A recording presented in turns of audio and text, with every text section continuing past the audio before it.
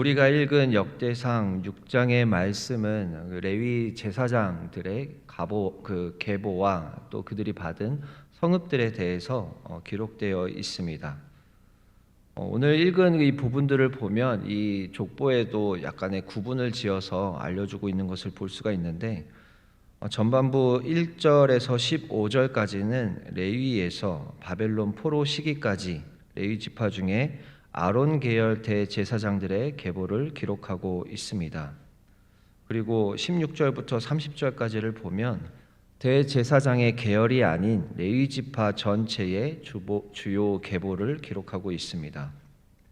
이런 계보들을 통해서 우리 레위 자손들이 어떤 그 순서를 가지고 이렇게 많은 인물들이 있었는지를 볼 수가 있습니다. 재미있는 것은 역대상 4장부터 8장까지는 이스라엘 12지파의 계보를 다루고 있는데, 오늘 본문의 레위 지파의 계보가 그 한 중앙에 자리하고 있다라는 것입니다. 구약 성경은 원래 읽히기 위한 책이 아니라 듣기 위한 책이었기 때문에 듣는 사람이 가장 잘 기억할 수 있는 방식으로 기록되어 있습니다. 그래서 구조적으로 반복적인 형태를 가지고 있습니다. 오늘 우리가 본문을 읽으면서도 어떤 그 계보가 계속 반복되는 것을 느끼셨을 텐데, 그렇게 들으면서 사람들이 기억을 잘 할 수 있도록 기록되어 있습니다. 그런데 이렇게 반복적으로 기록되는 그 구조를 가졌는데, 12지파의 그 지파들 중에서도 이 레위 지파를 한 가운데에 자리하게 했다라는 것은 12지파의 그 계보들 중에서 레위 지파의 계보를 가장 중요하게 우선순위를 두어서 알려주고 싶다라는 의도가 담겨져 있는 구조입니다. 이스라엘 백성들이 여호와 하나님 신앙의 근거에서 하나님의 선택된 백성이라는 정체성을 회복하고, 하나님의 성전에서 제사를 담당하는 레위인들을 가장 중요한 위치에 기록하면서 우선순위를 예배의 회복에 두었다는 것을 이 구조를 통해서 알 수가 있습니다. 오늘 역대상 6장의 말씀을 통해서 오늘 우리에게 주시는 하나님의 메시지를 이제 살펴보도록 하겠습니다. 첫 번째 메시지는 하나님은 충성된 자를 기억하신다라는 것입니다. 하나님은 충성된 자를 기억해 주십니다. 오늘 본문의 3절을 보면 아므람의 자녀들을 기록하면서 아론과 모세와 미리암의 이름을 언급합니다. 그런데 오늘 본문은 기본적으로 제사장들의 족보입니다. 제사장들의 족보이면서도 이 시대에는 아무래도 남성 중심의 사회였기 때문에 남성들의 이름이 계속해서 나열되어 있는 것입니다. 그런데 우리가 알고 있는 것처럼 미리암은 남성이 아닌 여성으로, 그리고 제사장도 아닌데 여기에 이름이 기록되어 있는 것입니다. 이런 관점에서 볼 때 제사장의 족보에 이처럼 제사장이 아니면서 여성으로서는 유일하게 미리암의 이름이 언급된 것은 매우 특이한 것입니다. 왜 미리암의 이름이 오늘 역대상 6장의 말씀에 기록되었을까요? 잠깐 미리암의 삶을 다시 돌아보겠습니다. 미리암은 동생 모세가 갈대 상자에 담겨 있다가 바로의 딸에게 발견되었을 때 동생을 살리기 위해서 용기와 지혜를 발휘하는 최선을 다합니다. 또한 이스라엘 백성이 홍해를 건넌 후에 이스라엘의 여성들을 인솔하여 하나님을 찬양했었던 기록을 볼 때 미리암은 출애굽 여정에서 나름대로 모세를 도와서 최선을 다했던 것을 알 수가 있습니다. 정리하자면 지도자였던 모세 그 누나였던 미리암은 여성으로서 이스라엘의 여성들을 인도하고 추스르는 데 중요한 역할을 했던 것입니다. 더불어 출애굽기 15장 20절에서는 미리암을 가리켜 선지자라고 칭합니다. 미리암은 하나님의 은사와 능력을 통해서 출애굽 여정에서 지도자로서의 중추적인 역할을 감당했었다라는 것을 추측할 수 있습니다. 이런저런 점들을 생각하면 레위의 대제사장의 족보에 미리암의 이름이 올라와 있는 것이 이해됩니다. 그런데 성경 전체를 보면 이와 비슷하게 전혀 어울리지 않을 것 같은데 그 이름들이 올라와 있는 것을 또 발견할 수 있습니다. 대제사장 중에 대제사장이라고 할 수 있는 예수님의 족보에도 이렇게 여성들의 이름이 올라와 있는 것을 발견할 수 있습니다. 마태복음 1장을 보면 다말과 라합이나 룻, 바세바의 이름 등이 기록되어 있는 것을 알 수가 있습니다. 심지어 이들은 이스라엘 백성도 아닌 이방 족속들이었고 특히나 이 중에서 라합은 창기였다라는 것을 우리는 알고 있습니다. 그럼에도 그녀들의 이름이 예수님의 족보에 올라와 있는 것은 그들이 가진 하나님을 향한 믿음과 헌신된 그의 삶들 때문이었습니다. 이런 기록들을 보면 우리 하나님께서는 작은 자에게 떠준 냉수 한 그릇도 기억하시고 반드시 그에게 보답하시며 넘치도록 갚아주시는 분이신 것을 알 수가 있습니다. 하나님께서는 우리가 모든 것과 우리의 마음의 중심까지 보시며 우리가 하나님을 향해 마음을 쓸 때 하나님은 그것을 기억하시는 분이다라는 것을 오늘 우리는 발견할 수 있습니다. 미리암이나 마태복음에 기록된 여성들이나 모두 그런 이유로 성경에 이름이 기록되었던 것입니다.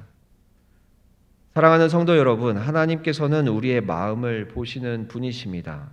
우리가 하나님을 향해 우리의 마음을 기울이고 용기를 내고 무엇인가를 섬길 때 하나님께서는 그것을 알아주시고 또한 기억해 주십니다.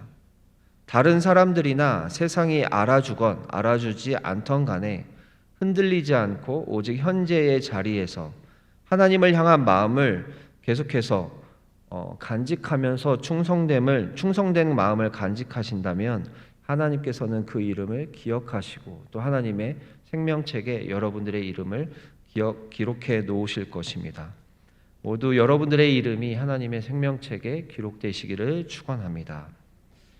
오늘 본문을 통해서 주시는 하나님의 두 번째 메시지는 하나님의 은혜는 조건 없이 주어지지만 이것을 지키는 것은 우리의 책임이다라는 것입니다. 하나님의 은혜는 조건 없이 누구에게나 다 주어집니다. 그러나 이것을 지키는 것은 우리의 책임입니다. 오늘 본문의 3절을 보면 아론의 아들들 가운데 나답과 아비후라는 이름이 언급되어 있습니다. 민수기를 보면 이들은 아론의 장자와 차자로서 아론의 뒤를 이어서 제사장 직분을 이어받을 은총을 받은 사람들이었습니다. 민수기 3장 3절을 보면 기록되어 있습니다. 더구나 출애굽기의 기록을 보면 하나님께서는 이스라엘 백성과 언약을 맺으신 후에 이것을 확증하시기 위해 이스라엘의 대표들을 부르실 때에 모세와 아론과 또 그들을 돕던 70인의 장로들 외에도 나답과 아비후까지 함께 부르셔서 그 영광을 보여주셨습니다. 따라서 이것을 보면 하나님께서는 이들 두 사람을 아론의 뒤를 이어서 하나님의 제사장의 직분을 감당할 종으로서 귀하게 여기고 계셨음을 알 수 있습니다. 하지만 안타깝게도 이들은 하나님으로부터 귀한 역할을 감당할 기회를 놓쳐버렸습니다. 레위기 10장 1절에서 7절에 기록된 내용을 보면 이들은 망령되게 행동하여서 하나님께서 말씀하신 율례와 법도를 어기고 자기들 마음대로 하나님이 명하시지 않은 불로 분향하다가 심판을 받아서 그 자리에서 죽고 마는 것을 우리는 보게 됩니다. 그들이 죽은 이후에 레위기의 기록에서는 하나님의 새로운 명령이 주어지는 것을 볼 수가 있습니다. 레위기 10장 8절에서 11절의 말씀을 읽어드리겠습니다. 너와 내 자손들이 회막에 들어갈 때에는 포도주나 독주를 마시지 말라. 그리하여 너희 죽음을 면하라. 이는 너희 대대로 지킬 영영한 규례라. 그리하여야 너희가 거룩하고 속된 것을 분별하며 부정하고 정한 것을 분별하고 또 나 여호와가 모세를 통하여 모든 규례를 이스라엘 자손에게 가르치리라. 이 규례가 새롭게 주어집니다. 이 기록에 기록된 순서로 미루어 짐작할 수 있는 것은 아마 그들은 제사를 섬기기 전에 독주에 취해 있었던 것으로 보입니다.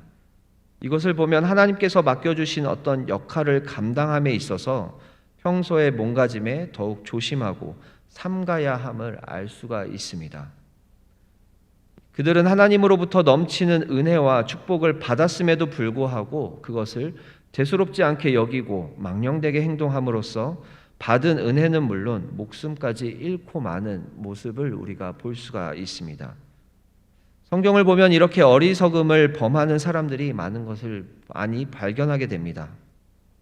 예를 들어서 창세기 25장에서는 에서는 이삭의 장자였음에도 불구하고 굶주림을 참지 못해서 팥죽 한 그릇에 야곱에게 장자의 명분을 넘겨줍니다.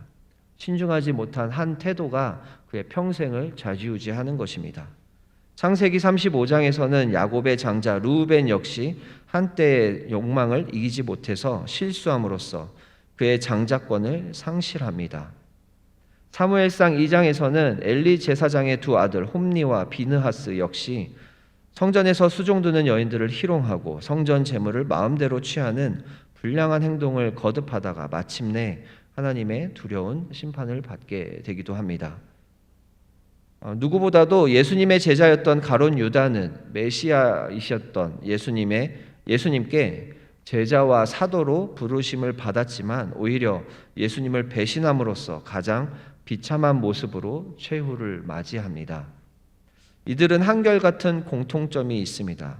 하나님의 무조건적인 은혜와 은총을 받았지만 이것을 가볍게 여기고 함부로 행함으로써 이것들을 모두 잃고 마는 것입니다. 이러한 일은 오늘의 우리에게도 얼마든지 일어날 수 있는 일들입니다. 그래서 로마서 11장에서 사도 바울은 처음에 언약 백성이 된 이스라엘 백성이 참 감람나무로 그리고 이방의 성도들을 돌 감람나무로 비유하면서 하나님께서 참 감람나무도 아끼지 않고 찍으셨으니 돌 감람나무도 역시 그리하실 수 있다라는 점을 상기시키면서 하나님의 은혜를 가볍게 받지 말라고 경고합니다. 오늘 우리는 본문을 통해서 레위인들의 족보를 보았습니다. 족보에 기록된 이름들을 보면서 그 인물들의 면모를 다시 기억하면서 감사의 제목과 경고의 메시지를 함께 볼 수 있었습니다. 사랑하는 성도 여러분, 우리는 하나님의 자녀로 우리 이름이 생명책에 이름이 기록되고 그에 맞는 직분과 사명을 받았습니다. 하나님의 무조건적인 은혜를 받은 것입니다. 하지만 이것을 가볍게 여기고 함부로 행한다면 우리 역시 이 모든 것과 함께 지금 받은 것들까지도 하나님의 다루심을 받을 수 있다라는 것을 기억해야 할 것입니다.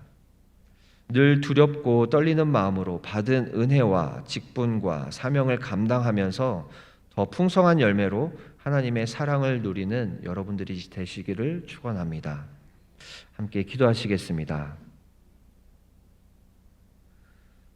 사랑이신 하나님, 참으로 감사합니다. 하나님의 말씀으로 우리를 깨닫게 하시니 감사합니다. 오늘 말씀을 통하여 하나님께서는 하나님께 충성했었던 사람들을 다 기억하시는 분이신 것을 깨닫게 하시니 감사합니다. 하나님은 우리의 마음을 보시고 우리의 중심을 보시는 분이신 것에 감사하며 우리가 늘 우리의 마음의 중심을 하나님을 향할 수 있도록 인도하여 주시옵소서. 우리가 세상이 알아주지 않아도 사람들이 알아주지 않아도 하나님께서 알아주신다는 것을 믿고 기억하며 오늘도 하나님 앞에서 충성되고 정직하게 살아드릴 수 있도록 힘을 더하여 주시옵소서.